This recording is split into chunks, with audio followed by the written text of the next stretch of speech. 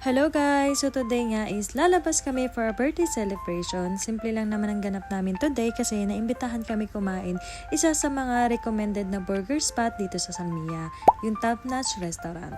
At nag-request pa nga na i-vlog ko nga daw. Syempre, so ayan, game tayo dyan. For those na hindi nakakaalam, Top Notch is the #1 best burger dito sa Kuwait. I even check pa nga sa Google kung sure at legit ba yung narinig ko.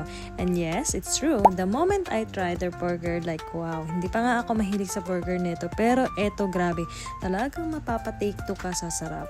And the best part, mura siya for this level ng quality. Walang harong biro totoong masarap siya at halos lahat kami super nag-enjoy, kaya kung curious kayo sa lasa, ay nako, try nyo na.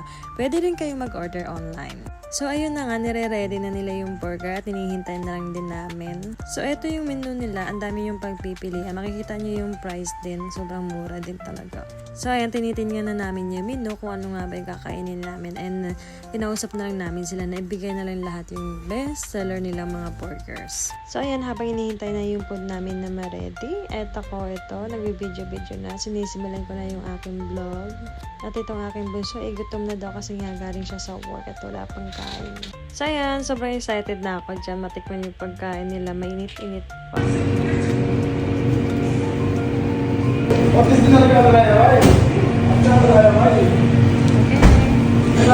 Taste test!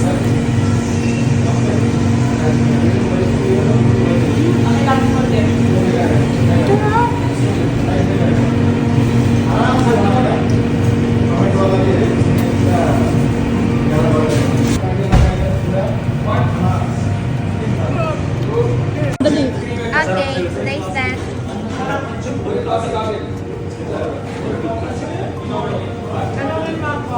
Yeah. Nice. Masarap talaga. Masarap, tikman nyo. Diba ang sarap? Beef. Grabe guys, ang sarap. Actually hindi ako mahilig sa burger. As in, hindi talaga ako mahilig sa burger. Pero eto, wow, walang halong biro. Totoo talaga, ang sarap talaga. Ilagay mo na kagad sa